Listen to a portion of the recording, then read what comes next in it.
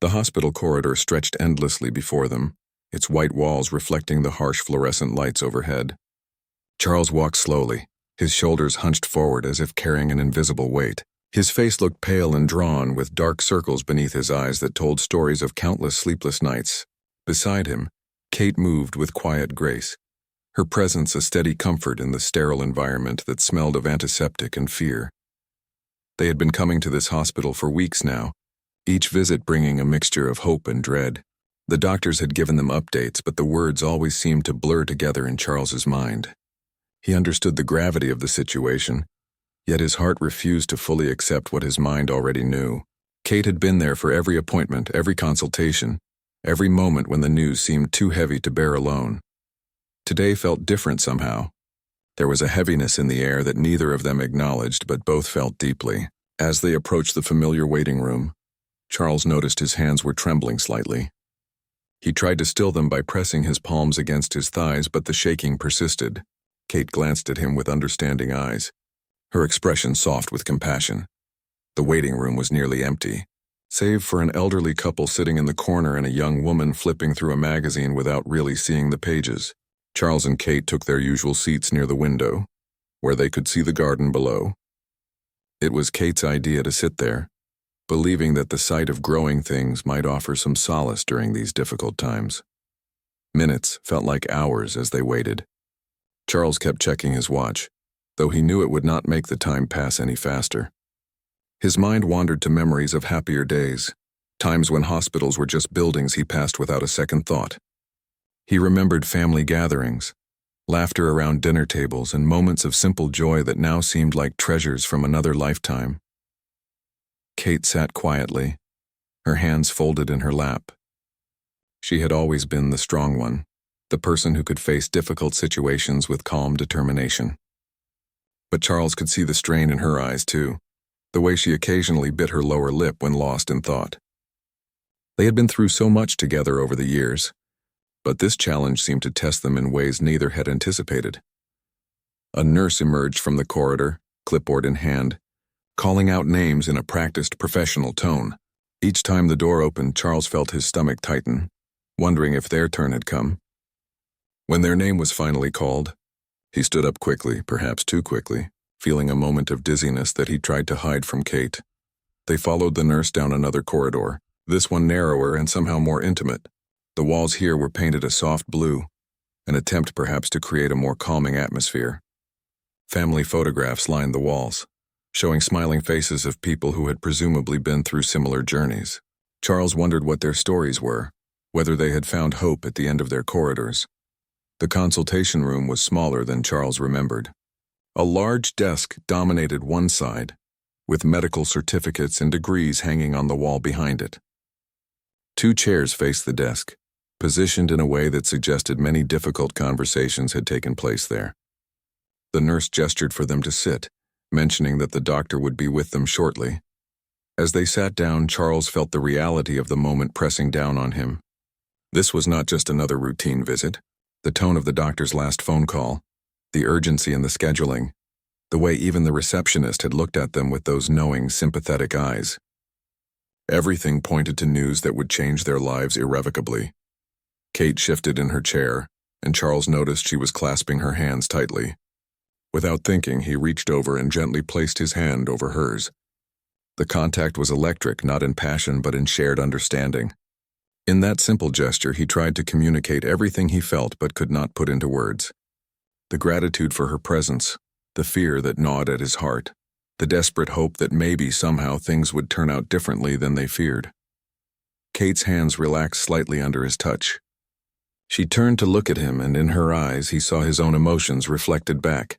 They had not spoken much during the car ride to the hospital, each lost in their own thoughts, but now words seemed unnecessary.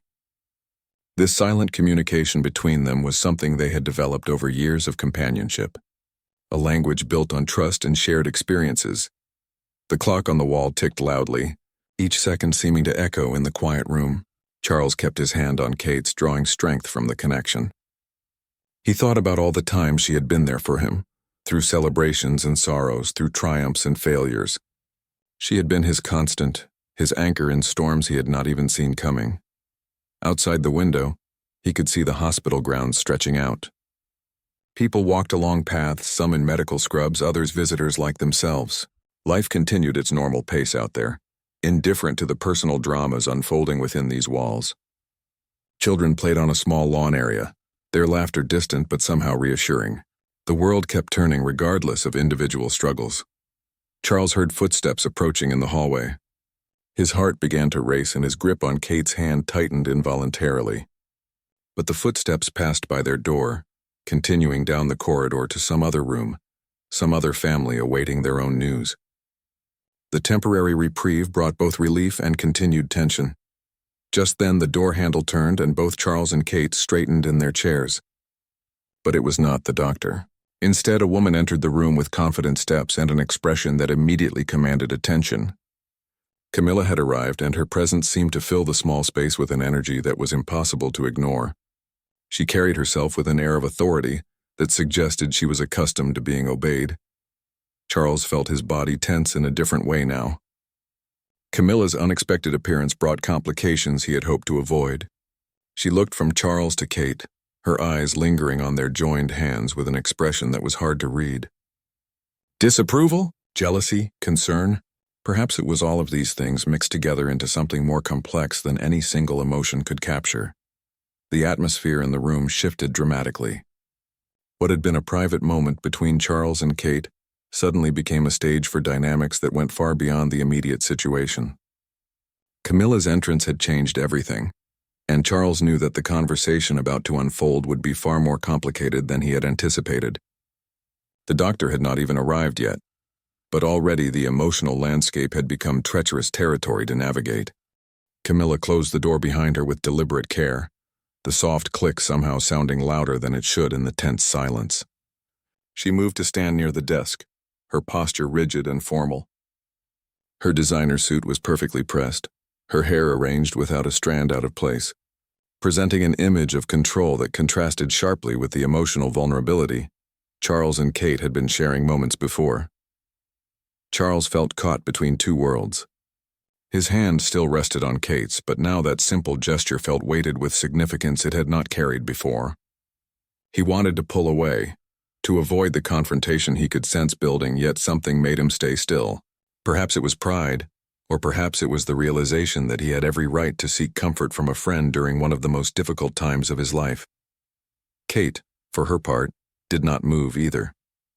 She sat quietly, her expression neutral but her eyes watchful. She had met Camilla before, of course, at various social functions and family gatherings.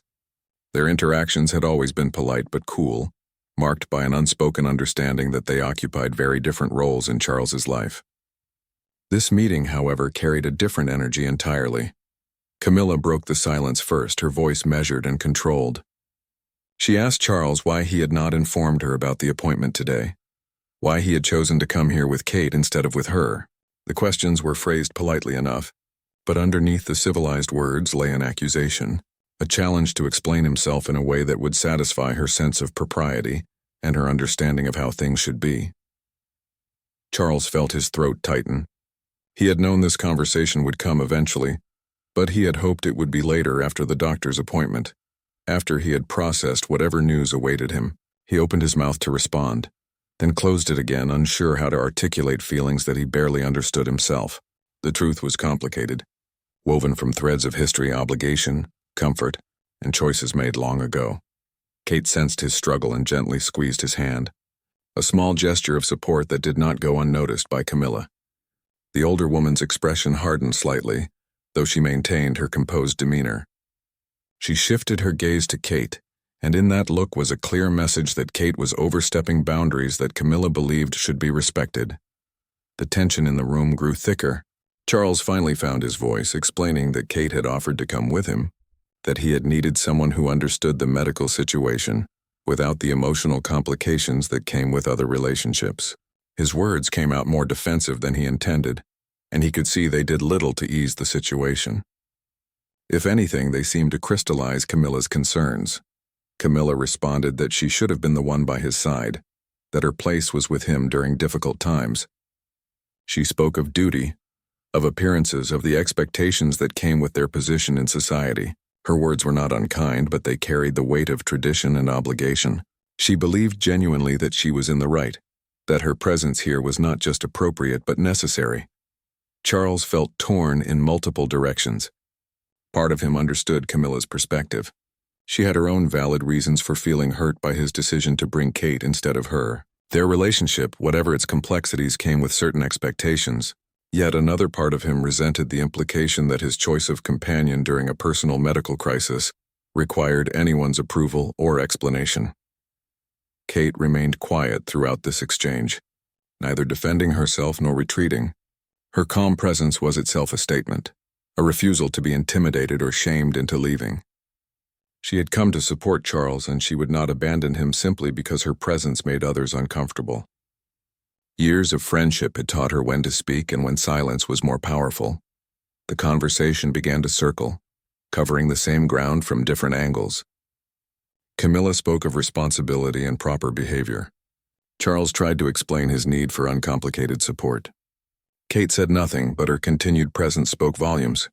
None of them noticed that precious time was passing, that the doctor would likely arrive soon, that this confrontation was consuming energy that might be better saved for the news to come. Finally, Camilla's attention returned to where it had begun, to the sight that had first sparked her displeasure. She looked pointedly at Charles's hand still resting on Kate's, and her expression hardened into something approaching command.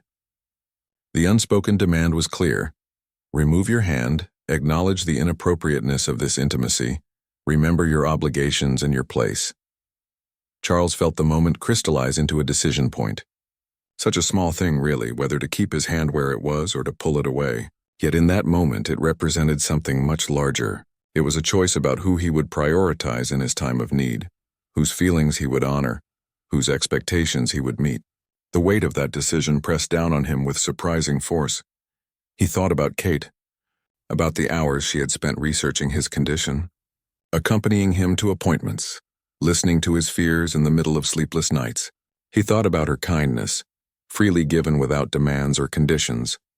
But he also thought about Camilla, about the history they shared, about obligations and appearances and the complicated web of relationships that defined his life. Kate must have sensed his internal struggle because she gave his hand another small squeeze, this time perhaps as a way of saying she would understand whatever choice he made. She had never asked anything of him beyond friendship, had never pushed for more than he was willing to give. Her support had always come with no strings attached, no expectations beyond simple human connection. The clock continued its steady ticking, indifferent to the human drama unfolding beneath it. Outside the window, life went on as it always did. Someone laughed in the distance. A phone rang somewhere down the hall. The ordinary sounds of a hospital day continued while in this small room, 3 people remained locked in a moment that felt suspended outside of normal time. Camilla took a step closer, her eyes never leaving their joined hands. Her voice, when she spoke again, carried a new edge of determination. She had come here expecting to find Charles alone or perhaps with medical staff. Instead, she had found this scene, one that challenged her understanding of her place in his life. She would not leave without making her position clear, without reasserting what she saw as the natural order of things.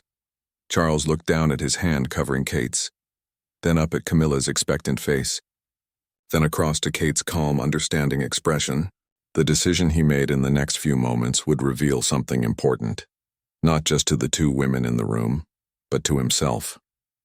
Sometimes the smallest gestures carry the greatest weight, and Charles knew that whatever he chose now would echo far beyond this single afternoon in a hospital consultation room. The silence stretched between them, thick and uncomfortable. Charles could feel his heart beating faster, a physical response to the emotional pressure bearing down on him from multiple directions. His hand remained on Kate's, though now he was acutely aware of every point of contact, every implication that gesture carried in the charged atmosphere of the room. Camilla's expression had shifted from controlled displeasure to something harder, more insistent. She was not accustomed to having her expectations challenged, especially not in matters she considered within her domain. The fact that Charles had not immediately complied with her unspoken demand seemed to genuinely surprise her. She had expected him to recognize the impropriety of the situation and correct it without prompting. Kate could sense the mounting tension, but she maintained her composure with remarkable grace. She had long ago learned not to insert herself into conflicts that were not truly about her. This moment, she understood, was about much more than her presence or her friendship with Charles. It was about boundaries and expectations, about the invisible rules that governed certain lives and the courage it took to question those rules. Charles finally spoke, his voice quiet but steady. He told Camilla that he needed Kate's support today, that her presence brought him comfort during an incredibly difficult time. He did not apologize for his choice, though his tone attempted to be conciliatory. He was trying to honor both relationships, to find a way forward that would not require him to choose one over the other. But Camilla was not interested in compromise. She responded that there were proper ways to handle such situations, appropriate people to lean on during times of crisis. Her words, though carefully chosen, carried an unmistakable message about Kate's place, or rather lack of place, in moments that Camilla considered private family matters. The class and social considerations that had always hovered in the background of their interactions suddenly became explicit. The conversation was heading toward territory that Charles had hoped to avoid. He had spent years navigating between different worlds, different expectations, different versions of himself. In this moment, he could feel those carefully maintained compartments threatening to collide. The person he was with, Kate, relaxed and authentic, seemed incompatible with the person Camilla expected him to be, bound by tradition and social obligation. Kate shifted slightly in her chair, and for a moment Charles thought she might stand up and excuse herself, removing herself from the uncomfortable situation. Part of him almost hoped she would, taking the decision out of his hands. But she remained seated, her presence a quiet statement that she had as much right to be there as anyone else. She had been invited by Charles himself, after all, and she would not be shamed into leaving. Camilla's attention sharpened. She moved closer to where Charles and Kate sat, her body language becoming more assertive. She began to speak more directly, dispensing with the polite circumlocutions she had employed earlier. She told Charles that his behavior was inappropriate, that he was confusing sympathy with something it should not be, that he was allowing emotions to cloud his judgment about proper boundaries. Charles felt anger beginning to simmer beneath his anxiety and confusion. Who was Camilla to dictate whom he could seek comfort from? Who had made her the arbiter of appropriate behavior? Yes, she held a certain position in his life, but did that give her the right to control every aspect of how he navigated his personal struggles? These thoughts tumbled through his mind, but he struggled to voice them without making the situation even more volatile. The room seemed to shrink around them, the walls pressing in as emotions escalated. Outside, the hospital continued its usual rhythms, but in this small space, time seemed to have stopped. The three of them were locked in a tableau that represented something larger than this single moment. Something about power and choice and the courage to live authentically, even when it disappointed others. Kate finally spoke, her voice soft but firm. She said that she understood this was difficult for everyone, that she had no desire to cause problems, but that Charles had asked her to be here and she would not abandon him. Her words were simple and direct, cutting through the elaborate dance of implications and suggestions that had characterized much of the conversation. She was here because a friend needed her, and that was reason enough. Camilla's reaction was swift and sharp. She turned her full attention to Kate, her voice rising slightly as she explained that some people did not understand the complexities of certain situations, the weight of responsibilities and expectations that came with particular positions in life. She implied, without quite saying it directly, that Kate was naive, that she did not grasp the full picture of what she was interfering with. Charles felt something shift inside him at that moment. Watching Camilla speak to Kate with barely concealed condescension triggered a protective instinct he had not anticipated. Kate had done nothing wrong. She had simply been a good friend, offering support without judgment or demands. She did not deserve to be made to feel small or inappropriate for caring about someone who was suffering. He opened his mouth to defend Kate, to tell Camilla that her treatment of his friend was unacceptable. But before he could speak, Camilla's gaze snapped back to their joined hands and her expression transformed into something approaching command. She had clearly decided that the time for discussion had passed. Now it was time for action, for Charles to demonstrate where his true loyalties lay. The words that came from Camilla's mouth were not a request or even a strong suggestion. They were a direct order, spoken with the full weight of authority she believed she possessed. She told Charles in no uncertain terms to release Kate's hand. The demand hung in the air between them, impossible to ignore or misinterpret. This was the moment of truth, the point where Charles would have to make his choice explicit rather than remaining in the ambiguous middle ground. Charles felt the blood rushing in his ears. His hand, still resting on Kate's, suddenly felt like it weighed 1,000 pounds. Every nerve ending seemed alive with awareness. This simple physical connection had become a symbol of something much larger, a line drawn in sand that represented his right to make his own choices about who supported him and how. Kate's hand beneath his was warm and steady. She did not pull away, but neither did she tighten her grip. She left the choice entirely to him, respecting his autonomy even as she made clear her willingness to stay. Her trust in him to do what felt right, rather than what others expected, was perhaps the most profound gift she could have offered in that moment. Charles looked at Camilla, really looked at her, seeing not just the polished exterior but the insecurity and need for control that drove her behavior. Then he looked at Kate, seeing the quiet strength and unconditional acceptance she had always offered. And in that moment of clarity, as Camilla's demand still echoed in the air around them, Charles understood that his response would define not just this moment, but something essential about who he was and who he wanted to be.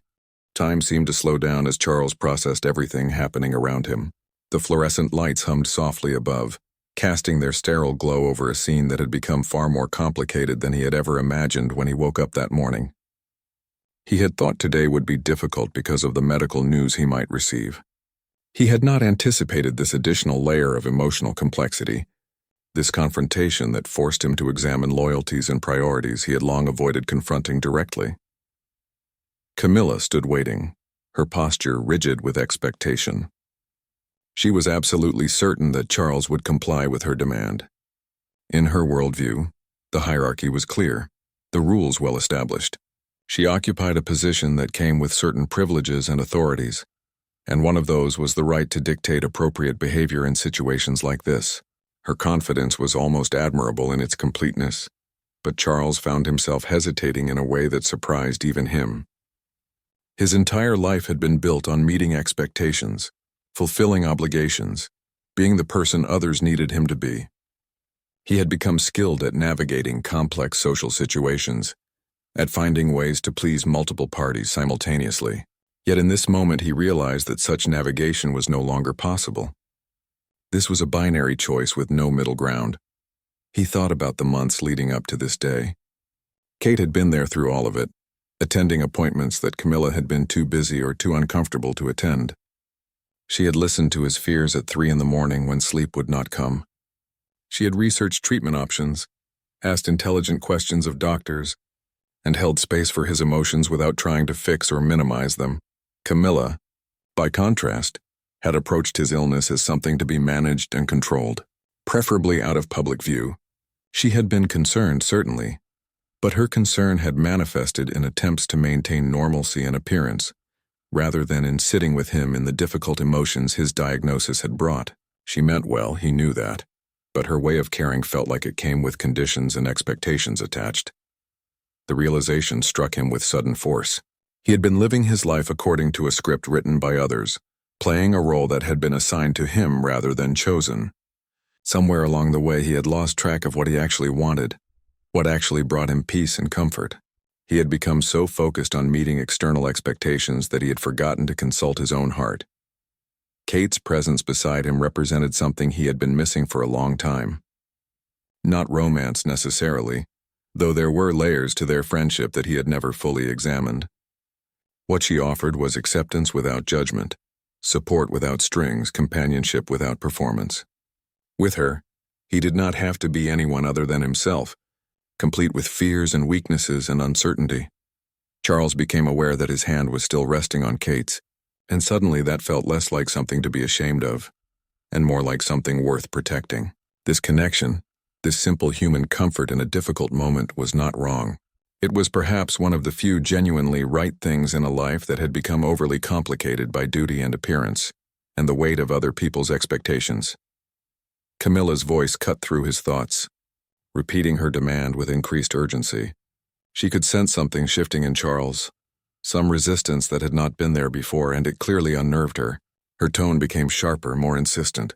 She reminded him of obligations, of proper behavior, of what people would think if they could see him now, holding hands with someone who was not his wife in a hospital waiting room. But for the first time in a long while, Charles found that he did not particularly care what people would think. He was facing a serious health crisis.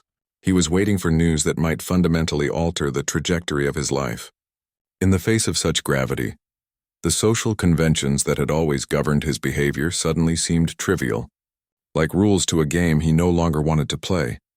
He felt Kate's presence beside him solid and reassuring. She had asked for nothing from him except the opportunity to be there, to offer what support she could. She was not demanding declarations or decisions or dramatic gestures. She was simply being present in the most fundamental and human way possible. That generosity of spirit, that willingness to show up without conditions, moved him deeply. Camilla took a step closer, her face flushed with emotion that she was struggling to contain. She was not accustomed to being defied, and Charles's continued hesitation was beginning to register as defiance. She spoke more loudly now, demanding that he show some sense, that he remember who he was and what he owed to his position, to his family, to the life he had built. The words stung because they carried truth mixed with manipulation. Charles did have obligations. He had made choices that came with responsibilities. But did those responsibilities extend to pretending that Kate's friendship meant nothing? Did honoring his commitments require him to reject genuine care and support simply because it came from an unexpected source? Charles looked down at their joined hands again. Kate's fingers were slender and warm, her touch gentle but steady. There was nothing inappropriate about this gesture, nothing that should bring shame or require explanation. It was simply two people offering each other comfort in a difficult moment. Why should that be wrong? Why should he have to defend or apologize for accepting kindness? He raised his eyes to meet Camilla's gaze directly, and in that moment, something inside him solidified.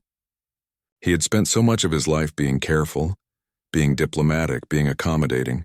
He had bent himself into shapes that pleased others while ignoring the cost to his own sense of self. But here, in this hospital room, facing uncertainty about his health and his future, he found he no longer had the energy or the desire to continue that pattern. The choice was suddenly clear, not because one option was objectively better than the other, but because Charles finally understood what mattered most to him in this moment. Not appearances or obligations or the maintenance of a status quo that had never truly served him. What mattered was authenticity, connection, and the courage to honor relationships that nourished his soul, rather than merely satisfying external expectations. Camilla was still speaking, her voice rising with frustration and something that might have been fear. She could sense that she was losing this battle, that the authority she had always taken for granted was slipping through her fingers. Her words became more urgent, more emotional, dropping the pretense of calm control she had maintained at the beginning of this confrontation. And in the midst of Camilla's increasingly desperate demands, Charles made his decision. His fingers, which had been resting lightly on Kate's hand, deliberately tightened their grip. It was a small gesture, barely noticeable to anyone who was not paying close attention, but in the context of this moment, in response to Camilla's explicit demand that he release Kate's hand, this subtle tightening of his grip was a declaration as clear as any words could have been. The effect of Charles's action was immediate and profound. Camilla stopped speaking mid-sentence, her words trailing off as she registered what had just happened. Her face went through a rapid series of expressions: shock, hurt, anger, disbelief. She had been so certain of the outcome, so confident in her authority, that this quiet rebellion struck her with the force of a physical blow. Kate felt the change in Charles's grip and understood its significance. She did not react outwardly, maintaining the same calm demeanor she had held throughout the confrontation. But internally she felt a complex mixture of emotions: relief that Charles was choosing authenticity over appearance, concern about the consequences this choice would bring, and something deeper, a recognition that this moment represented a turning point not just in this afternoon, but in the fundamental dynamics of all their relationships. Camilla took a step backward, as if physically recoiling from what she perceived as a betrayal. Her carefully maintained composure finally cracked, and raw emotion showed through. She began to speak, her voice shaking with feelings she could no longer fully control. She accused Charles of being selfish, of thinking only of his own comfort while disregarding the feelings and positions of others. She spoke of embarrassment, of inappropriateness, of the difficulty she would face explaining this situation to others who might learn of it. Charles listened to her words, and instead of feeling guilt as he might have in the past, he felt a strange sense of clarity. Camilla's concerns, he realized, were almost entirely about appearances and social conventions. She was not expressing concern for his well-being or his emotional state. She was focused on how the situation looked, how it might be perceived, what others might think. Even in this moment of genuine distress, her priorities revealed themselves. He found his voice speaking more firmly than he had all afternoon. He told Camilla that he was sorry she was hurt, but that he needed Kate's support today. He explained with as much gentleness as he could muster that this was not about disrespecting anyone or making a statement. It was simply about getting through an incredibly difficult day with the help of someone who made him feel less afraid. But Camilla was not interested in explanations or justifications. She saw his choice as a rejection, a public humiliation, a fundamental disrespect of her position in their relationship. She demanded that he reconsider, that he send Kate away and allow Camilla to take her proper place at his side. Her words came faster now, tumbling over each other in her urgency to change the outcome of this confrontation. Kate finally spoke again, her voice cutting through Camilla's emotional outpouring with quiet authority. She addressed Camilla directly, saying that she understood this was uncomfortable for everyone, but that attacking Charles when he was already dealing with so much was neither kind nor helpful. She suggested, with careful diplomacy, that perhaps this conversation could be continued at a more appropriate time, when emotions were less raw and the immediate medical concerns had been addressed. Camilla turned her full attention to Kate, and for a moment, it seemed she might escalate the confrontation even further. Her eyes flashed with anger and something that looked like genuine pain. She opened her mouth to respond, but before she could speak, a soft knock came at the door. The sound broke through the tension like a stone dropped into still water, rippling outward and reminding all three of them where they were and why they had come. The door opened to reveal Dr. Patterson, a middle-aged woman with kind eyes and a professional demeanor that suggested she had witnessed countless family dramas in these consultation rooms. She paused at the threshold, clearly sensing the charged atmosphere, her gaze moving from Charles to Kate to Camilla with practiced observation. She asked if this was a good time, or if they needed a few more minutes to settle in. Charles felt panic rise in his chest.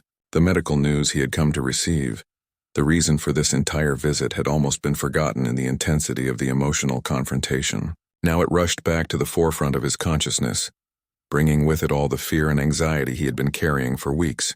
His grip on Kate's hand tightened involuntarily, seeking anchor in the storm of emotions threatening to overwhelm him. Dr. Patterson entered the room fully, carrying a folder that Charles knew contained his test results. She moved to her chair behind the desk, her movements calm and unhurried. She acknowledged each person in the room with a professional nod, her expression carefully neutral. She had clearly dealt with complicated family dynamics before, and was not going to be drawn into whatever drama had been unfolding before her arrival. Camilla made an effort to compose herself, smoothing her suit jacket and taking several deep breaths. She moved to stand behind Charles's chair, a positioning that suggested both support and a claim of territory. Her message was clear even without words. She might have lost the earlier battle, but she was not conceding the war. She would remain present, would assert her place, would not be dismissed or marginalized.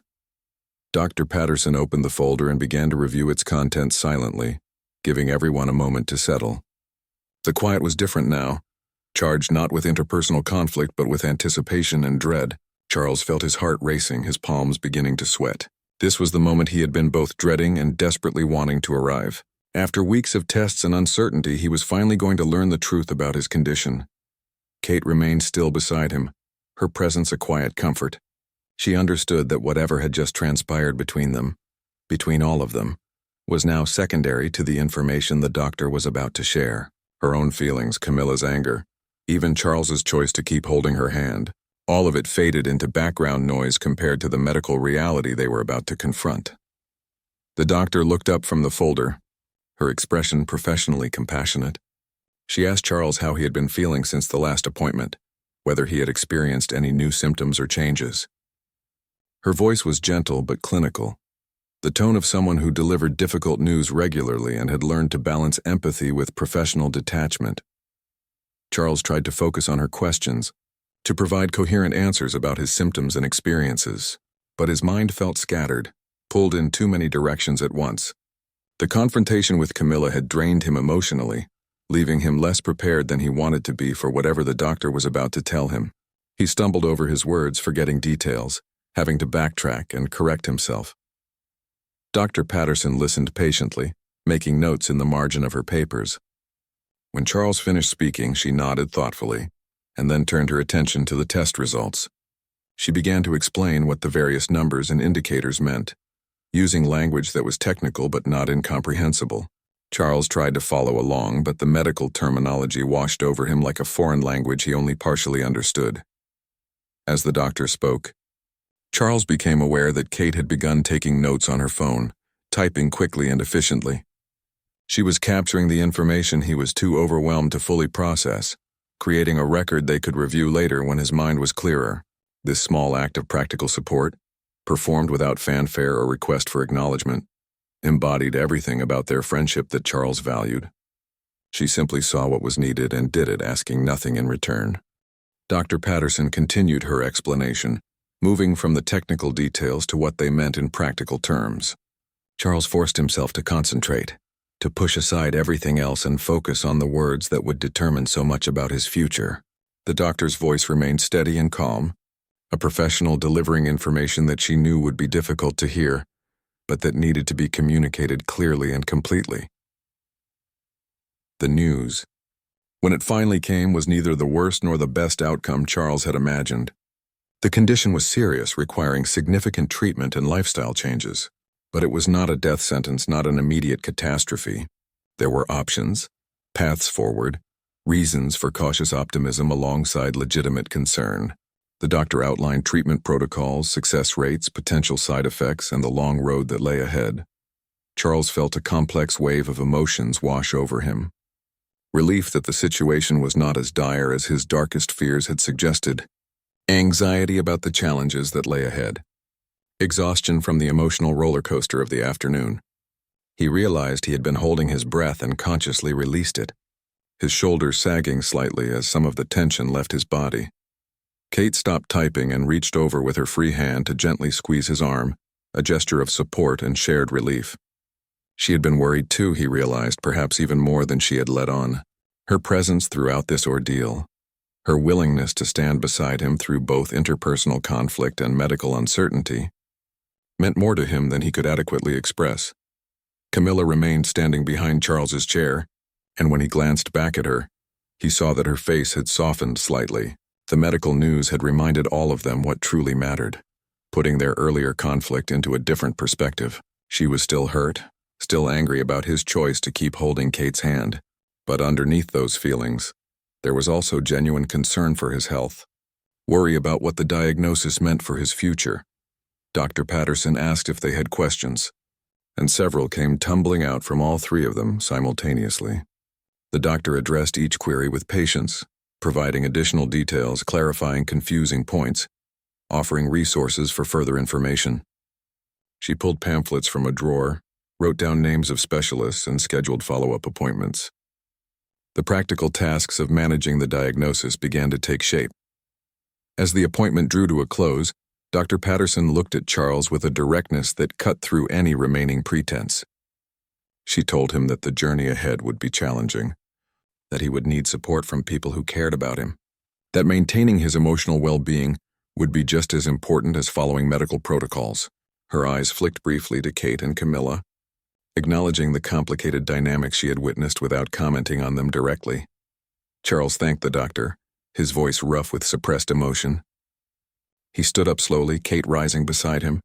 His hand finally released hers, not because of any external pressure, but because the moment required them to gather papers, collect belongings, and prepare to leave. The physical connection had served its purpose, anchoring him through a storm of fear and conflict. The three of them left the consultation room in silence, moving through the hospital corridors that now seemed less threatening than when Charles had first entered them hours earlier. He had received news that was serious but manageable. He had made a choice that would have consequences, but that felt authentic to who he wanted to be. The path forward was clearer now, even if it would not be easy. When they reached the hospital entrance, Camilla finally spoke. Her voice was controlled again, though Charles could hear the hurt beneath the surface. She told him that they would need to talk, really talk about what had happened today and what it meant for their relationship. She was not willing to pretend the confrontation had not occurred, or that his choices did not have implications. But she also acknowledged that today was not the day for that conversation. Charles nodded his agreement. He owed her that conversation, owed her honesty about his feelings and his needs, even if it meant admitting uncomfortable truths. But she was right that today had been enough emotional upheaval. The medical news alone was sufficient to process without adding the weight of relationship discussions. Camilla left first, walking to her car without looking back. Her departure felt symbolic, a temporary withdrawal to regroup and reconsider her position. Charles watched her go, feeling a mixture of relief and sadness. Their relationship, whatever it ultimately became, would need to be renegotiated in light of what had transpired today. The old patterns and assumptions no longer held. Kate stood beside Charles in the parking lot, the afternoon sun casting long shadows across the pavement. She asked if he was okay, really okay, and he found himself answering honestly that he did not know yet. The diagnosis would take time to fully absorb. The confrontation with Camilla would require processing and resolution. But in this moment, standing in the sunshine with a true friend beside him, he felt something that had been absent for a long time: hope. Kate offered to drive him home, suggesting that he had been through enough today and should not have to worry about navigating traffic. Charles accepted gratefully, handing over his keys without argument. They walked to the car together, and as they settled into their seats, Charles felt exhaustion settling over him like a heavy blanket. The drive home was quiet, but it was a comfortable silence. Kate did not press him to talk or to process what had happened. She simply drove, occasionally glancing over to make sure he was all right, offering her presence without demanding anything in return. This was what their friendship had always been at its core: simple, uncomplicated support freely given and gratefully received. As familiar streets passed by the window, Charles thought about the choices he had made today. Choosing to keep holding Kate's hand in the face of Camilla's demand had been about more than just that single gesture. It had been about claiming the right to determine his own needs, to prioritize genuine connection over social expectation, to be authentic even when it was uncomfortable or inconvenient for others. He knew there would be consequences to that choice. Conversations that needed to happen, relationships that might need to change, expectations that would require renegotiation. But for the first time in a long while, Charles felt he was living according to his own values rather than simply fulfilling roles others had assigned to him. It was both frightening and liberating. When they arrived at his house, Kate walked him to the door. She reminded him that she had taken notes during the doctor's appointment and would send them to him that evening. She also told him to call if he needed anything, at any time, day or night. No judgment, no conditions, just the offer of continued support as he navigated the challenges ahead. Charles thanked her, trying to find words adequate to express his gratitude. She stopped him gently, saying that friends did not need elaborate thanks, that being there for each other was simply what friendship meant. She gave him a quick hug, careful and brief, then walked back to her car. Inside his house, Charles finally allowed himself to feel the full weight of everything that had happened. He sat down heavily on his couch, the quiet of his home a stark contrast to the emotional intensity of the hospital. The diagnosis, the confrontation, the choice he had made, all of it swirled through his mind in a confusing mixture of thoughts and feelings. But underneath the confusion, there was also clarity. He had learned something important about himself today, about what mattered to him and what kind of life he wanted to live going forward. The medical challenges ahead would be difficult, but he would face them with people who truly cared about him, people who accepted him as he was rather than as they needed him to be. As evening shadows lengthened across his living room, Charles allowed himself to simply sit and breathe. Tomorrow would bring new challenges, difficult conversations, and the beginning of a long treatment journey. But today, in that small consultation room when Camilla had demanded he release Kate's hand and he had chosen not to, Charles had also released something else. He had let go of the need to always please everyone, to always meet expectations, to always play the role assigned to him. In that silent plea when he had grasped Kate's hand more firmly instead of letting go, Charles had found something he had been searching for without knowing it. Not just comfort in a moment of fear, but the courage to live authentically, to make choices based on his own needs and values rather than external pressures. It was a beginning, fragile and uncertain, but a beginning nonetheless, and for now that was enough.